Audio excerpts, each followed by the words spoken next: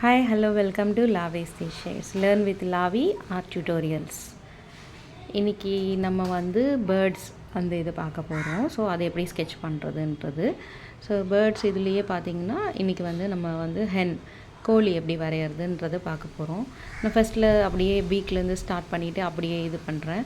ஆக்சுவலாக இன்றைக்கி வந்து நான் வந்து அந்த கம்போசிஷன் வந்து சொல்லாமல் டைரெக்டாக சொல்லின்னு இருக்கிறேன். ஸோ டைரெக்டாக நான் வந்து எப்படி ஸ்கெட்ச் பண்ணுறேன் அப்படின்றது தான் சொல்லின்னு இருக்கிறேன். ஸோ இது வந்து நான் வந்து இன்டர்நெட்லேருந்து எடுத்த ஒரு பென்சில் ஸ்கெட்சே தான்.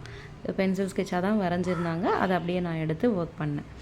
ஸோ என்ன சிம்பிளாக முடிக்கணும் அப்படின்றதுக்காக, ஸ்பீடாக முடிக்கணும் அப்படின்றதுக்காக ஒரு சிம்பிள் ட்ராயிங்கை எடுத்து அதை வந்து ஸ்பீடாக ஒரு ஸ்கெட்ச் போட்டு காமிக்கணுன்றதுக்காக. ரொம்பலாம் எக்ஸ்ப்ளனேஷன் கிடையாது. இது பொறுத்தவரையும் எப்படின்னா, ஸ்ட்ரோக்ஸ் வந்து நிறைய விதவிதமாக இருக்கும் இல்லைங்களா. ஃபெதர்ஸ் வந்து நமக்கு வந்து இப்போது வந்து ஒரு பேர்ட் வரைகிறோன்னா ஃபெதர்ஸோட டைரெக்ஷன்ஸ் வந்து மாறிக்கிட்டே இருக்கும். அதே மாதிரி திக் அண்ட் தின் லைன்ஸும் யூஸ் பண்ண வேண்டியதாக இருக்கும். அட் த சேம் டைம் வந்து ஷேடிங் வந்து டிஃப்ரெண்ட்டாக கொடுப்போம். டிஃப்ரெண்ட் ஆங்கிள்ஸில் இருக்கும். சம் ஃபெதர்ஸ் வந்து ஒயிட்டாக இருக்கும், சம் ஃபெதர்ஸ் வந்து டார்க்காக இருக்கும். ஸோ இப்படி மாறி மாறி இருக்கும். ஸோ அந்த இடத்துல வந்து நம்ம வந்து ஷேடிங் எப்படி பண்ணுறது, ஸோ அந்த இடத்த வந்து நம்ம எப்படி ஸ்கெட்சிங்கில் கொண்டு வர்றது அப்படின்றது தான் காமிக்க போகிறேன். ஸோ இதில் வந்து நான் பென்சில் எப்படி ஹோல்ட் பண்ணுறேன், எந்த இடத்துல வந்து ப்ரெஷர் கொடுத்து ட்ரா பண்ணுறோம் அப்படின்றது வந்து புரிஞ்சிக்கிறதுக்காக தான். எப்படி திடீர்னு வந்து ஒரு லைட்டர் டோன் எப்படி டார்க் டோன் எப்படி கொண்டு வரோம் அப்படின்றது ஈஸியாக பார்க்கலாம். ஸோ இதை வந்து ஆக்சுவலாக நம்ம ஃபோட்டோகிராஃபி பார்த்தும் வரையலாம். ஏன்னா இன்னுமே கலர்ஸ் வந்து எப்படி வந்து நம்ம வந்து டார்க்கோ இல்லை லைட்டோ மீடியம் டோன்ஸில் எப்படி யூஸ் பண்ணணுன்றது வந்து டைரெக்டாக கலர்ஃபுல் பிக்சரை பார்த்து நீங்கள் ஒர்க் பண்ணிங்கன்னா இன்னுமே கொஞ்சம் ஈஸியராக இருக்கும். பட் எனக்கு வந்து ரொம்ப லெங்க்த்தியாக போட வேணாம், கொஞ்சம் சீக்கிரம் முடிக்கணுன்றதுக்காக ஜஸ்ட் அதை பார்த்த உடனே எனக்கு அந்த பிக்சர் பிடிச்சி போயிருந்தது. ஸோ தட் அதனால் நான் இதை வந்து ஒர்க் பண்ணி காமிச்சேன். ஸோ நெக்ஸ்ட் நான் வந்து கலர் பிக்சர் பார்த்தேன்னா கலர் பிக்சர் பார்த்து எப்படி வரைகிறேன்றதும் சொல்லிடுறேன். ஸோ இப்போ வந்து அந்த பீக் எப்படி இருக்குது, அதுக்கு எப்படி ஷேடிங் பண்ணணும், அதே மாதிரி அந்த கொண்டை எப்படி வந்து ஷேடிங் பண்ணணும், அதில் வந்து அந்த ஷார்ப் எப்படி காமிக்கணும். நான் பிளண்ட்டான பென்சிலில் தான் பண்ணுறேன். அதே மாதிரி பண்ணலாம் நீங்களும். ஸோ இதில் மெயினாக அந்த ஃபெதர்ஸோட டைரெக்ஷன் எப்படி இருக்குது, அது கலர் காம்பினேஷன் எப்படி கொடுக்குறோம். சில ஃபெதர் வந்து ஒயிட்டாக இருக்கும், சில ஃபெதர் வந்து டார்க்காக இருக்கும். ஸோ மாறி மாறி அந்த கலர் காம்பினேஷன்ஸ் வரும்போது நம்ம ஒரே சிங்கிள் பென்சிலில் ஒயிட் பேப்பரில் நம்ம அந்த உருவத்தை எவ்வளோ அழகாக ஷேடிங் பண்ணி கொண்டு வரோன்றது தான் நம்ம இங்கே கற்றுக்க போகிறோம். ஸோ நான் வந்து அந்த பீக்லேருந்து ஸ்டார்ட் பண்ணிவிட்டு அப்படியே ஃபேஸ் வரைஞ்சி அப்படியே வந்து பாடிக்கிட்ட வந்து ஸோ இந்த மாதிரி கொஞ்சம் கொஞ்சமாக அந்த நெக்கில் வந்து கொஞ்சம் புஷ்ஷியாக இருக்கும் இல்லைங்களா. ஸோ அதை மாதிரி வரைஞ்சி அப்படியே வந்து வரைஞ்சிட்டே போகிறேன். ஸோ நீங்களும் பாருங்கள் எப்படி இருக்குன்றதை வந்து நீங்களும் பார்த்துக்கிட்டே கூட ட்ரா பண்ணலாம். ஈஸியாக தான் இருக்கும். ஃபைனலாக அந்த பிக்சரும் வந்து போஸ்ட்டு பண்ணுவேன். ஸோ அந்த பிக்சரை டவுன்லோட் பண்ணிக்கோங்க, ஸ்க்ரீன்ஷாட் எடுத்துக்கோங்க. ஸோ அதை அப்படியே பார்த்து கூட நீங்கள் வரையலாம்.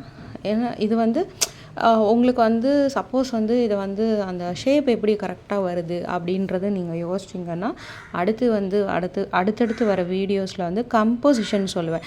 ஏற்கனவே கம்போசிஷன் வந்து ஒரு பேர்டுக்கு வந்து சொல்லி கொடுத்துருக்கேன். ஸோ அதே மாதிரி தான் இதுக்குமே கம்போசிஷன் பண்ணணும். அந்த ஃபியூ எக்ஸ் மாதிரி போட்டுட்டு அதை எப்படி கனெக்ட் பண்ணி இன்பிட்வீன் அந்த நெக்கை எப்படி ட்ரா பண்ணிவிட்டு அதை எப்படி வந்து கலரிங் ஷேடிங் பண்ணணும் அப்படின்றது வந்து நான் ஏற்கனவே சொல்லியிருக்கேன். ஸோ அதே மெத்தடு தான். இதோட பாடி ஷேப் எப்படி இருக்குது, நெக் எப்படி இருக்குது, அந்த ஃபேஸோட அமைப்பு எப்படி இருக்குது, டைரெக்ஷன் எப்படி இருக்குது அப்படின்றத பார்த்து நீங்கள் தாராளமாக வந்து அதே மாதிரி கம்போசிஷன் பண்ணிவிட்டு இது ஒர்க் பண்ணலாம். ஸோ கம்போசிஷன் ஏற்கனவே சொன்னதுனால நான் வந்து இப்போது அப்படியே ஷேடிங் பண்ணின்னு இருக்கிறேன். ஸோ இதுவுமே வந்து ஈஸியாக அந்த இடத்த எப்படி வந்து அந்த ஒரு பார்ட்டாக நம்ம எப்படி ஷேட் பண்ணிக்கிட்டே அந்த பிக்சரை முடிச்சிட்டு வரோம் அப்படின்றது வந்து நீங்கள் வந்து இங்கே பார்க்கலாம். ஸோ மெயினாக வந்து நான் ஏற்கனவே சொன்ன மாதிரி அந்த குறிப்பிட்ட ஏரியா வந்து என்ன ஷேப்பில் இருக்குது, எப்படி எம்போஸ் ஆகுது, எங்கே லைட்டிங் வருது, எங்கே டெப்த்து வருது, அதுதான் பார்க்கணும். ஸோ இப்போ அந்த என்ன சொல்கிறது, அந்த ஃபெதருக்கு கீழே அந்த ரெக்கைக்கு கீழே இருக்கிற போர்ஷன் வந்து கொஞ்சம் டார்க் அதிகமாக இருக்கும். ஸோ அந்த ரெக்கையில் முனையில் வந்து கொஞ்சம் லைட்டிங்கோடு இருக்கிறதுனால அது வந்து லைட்டர் டோன் பண்ணியிருக்கோம். சில இடத்துல பார்த்திங்கன்னா அந்த பென்சில் வந்து மேலேருந்து கீழேக்கு வராமல் கீழேருந்து மேலேக்கு போகிறா போல் இருக்கும். ஸோ ஏன்னா அந்த இடத்துல எனக்கு அந்த கீழேருந்து மேலேக்கு போகிற மாதிரி அப்படின்னா கீழே டெப்த் அதிகமாக தேவைப்படுறது, மேலே டெப்த்து கம்மியாக தேவைப்படுறது. டெப்த் இன் த சென்ஸ் நான் டார்க்னஸ்ன்னு ஏற்கனவே சொல்லியிருக்கேன் உங்ககிட்ட. ஸோ அது தேவைப்படும் போது என்ன பண்ணுறோன்னாக்கா அந்த இடத்துல வந்து கீழேருந்து ஸ்டார்ட் பண்ணுறோம். இப்போ மேலேருந்து நமக்கு ஒன்று வேணும். ஸோ மேலே இந்த ஸ்டார்டிங் பாயிண்ட் எங்கே வந்து டெப்த்து இருக்கும், மோஸ்ட்லி ஸ்டார்டிங் பாயிண்டில் டெப்த் இருக்கும் எப்போவுமே இல்லையா? ஸோ எட்ஜில் டெப்த் இருந்ததுன்னா கீழேருந்து ஸ்டார்ட் பண்ணணும். ஸோ அந்த மாதிரி அந்த ஆப்போசிட் டைரெக்ஷனில் ஸ்டார்ட் பண்ண வேண்டியதாக இருக்கும்.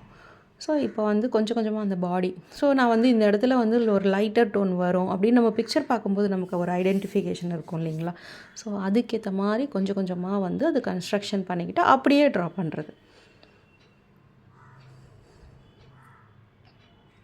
இப்போ அந்த ஃபெதர் போர்ஷன், அந்த பாடி போர்ஷனில் அந்த என்ன சொல்கிறது, அதோட சைடு பார்ட்டுன்றதுனால கொஞ்சம் அப்படியே பெண்டாகி அந்த ஃபெதர்ஸ் வந்து கொஞ்சம் வந்து கீழேக்கா பார்க்குற மாதிரி இருக்குது இல்லைங்களா? ஸோ இது வந்து கம்போசிஷனே இல்லாமல் எப்படி வரைகிறது அப்படின்றது. சிலருக்கு கம்போசிஷனாக இல்லாமல் வரைய ரொம்ப ஈஸியராக இருக்கும். ஸோ அந்த மாதிரி அவங்களுக்கு ஈஸியாக இருக்குன்றதுக்காக இந்த மாதிரி ட்ரா பாருங்கள். அதுலேயே ஒரு சில ஃபெதர்ஸ் வந்து நான் டார்க்கன் பண்ணுறேன். ஏன்னா அந்த இடம் ஆக்சுவலாக ஒரு மாதிரி ஒயிட் இன் த சென்ஸ் ஃபெதரே ஒயிட்டாக இருக்குது. ஹைலைட்டு பட்டு அது வந்து ஒயிட்டாக இல்லை, அந்த இருக்கிற ஃபெதர்ஸே வந்து ஒயிட் பேஸ்டு ஃபெதர். ஸோ அப்போ இந்த இடத்துல வந்து ஆக்சுவலாக அது ஒரு என்ன சொல்கிறது, அந்த பாடியில் ஸ்டமக் இருக்கிற இடம் இல்லைங்களா? ஸோ மேலேருந்து அப்படி வந்து சாஞ்சி இருக்கும்போது நமக்கு எப்படி தோணுன்னாக்கா கொஞ்சம் வந்து கர்வியாக இருக்கும். ஸோ லைட்டாக எம்போஸ்டாக இருக்கும். ஸோ அதுக்கேற்ற மாதிரி ஷேடிங் பண்ணணும். ஸோ அது வந்து பிளெயின் ஏரியா. ஸோ அப்போ நம்ம வந்து ஒயிட் ஏரியா, அப்போ நம்ம நிறைய வந்து ஷேடிங் பண்ணக்கூடாது. ஸோ அந்த பேப்பர் ஒயிட்டையே யூஸ் பண்ணிவிட்டு நம்ம வந்து ஷேடிங் பண்ணணும். ஸோ அப்புறம் தோகையில் வந்து என்னென்ன கலர்ஸ் இருக்குது, சில இடத்துல ரெட் இருக்கும், சில இடத்துல ப்ரௌன் இருக்கும், பிளாக் இருக்கும், ப்ளூஷாக கூட தெரியும் சம்டைம்ஸ் நமக்கு. ஸோ அதுக்கேற்ற மாதிரி. ஸோ இதில் பார்த்திங்கன்னா கீழேருந்து அப்படியே டெப்த்து கொடுத்துட்டு அப்படியே மேலே போகும்போது அப்படியே லைட்டர் டோனில் போகுது இல்லைங்களா? ஸோ அது இப்போ வந்து அவுட்டர்லேருந்து அந்த ஸ்ட்ரோக் இழுக்கிறேன். ஸோ அப்போ அவுட்டர்லேருந்து ஸ்ட்ரோக் இழுத்தேன்னா எனக்கு அவுட்டரில் வந்து டார்க்காக வேணும் அப்படின்ற இது. ஸோ அந்த பென்சிலை வந்து அந்த ஃபெதர்ஸ்க்கு ஏற்ற மாதிரி நான் எப்படி யூஸ் பண்ணுறேன் அப்படின்றது நீங்கள் பார்த்தீங்கன்னா ஈஸியாக ஐடென்டிஃபை பண்ணலாம்.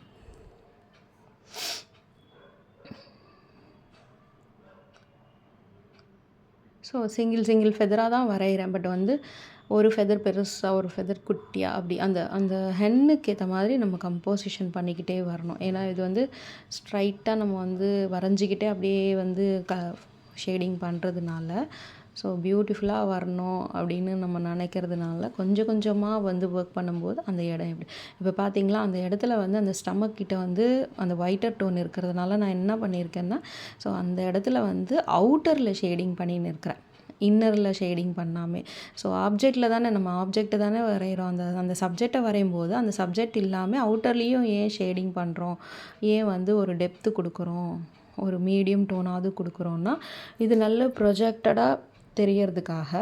ஏன்னா வந்து இந்த இடத்துல வந்து ஸோ மொத்த பாடியும் வந்து அதுக்கு டார்க்காக இருக்குது. ஒரு சில இடம் மட்டும் அந்த ஒயிட் பேஸ்டாக இருக்குது இல்லைங்களா? ஸோ அந்த இடத்துல மட்டும் கொஞ்சம் டெப்த்து கொடுத்துட்டு வெறும் அங்கே மட்டும் இது பண்ண முடியாதுன்னு சொல்லிட்டு பேக் சைடு வந்து லைட்டாக ஒரு டோன் கொடுத்துட்டு அப்படியே முடிச்சிடும்.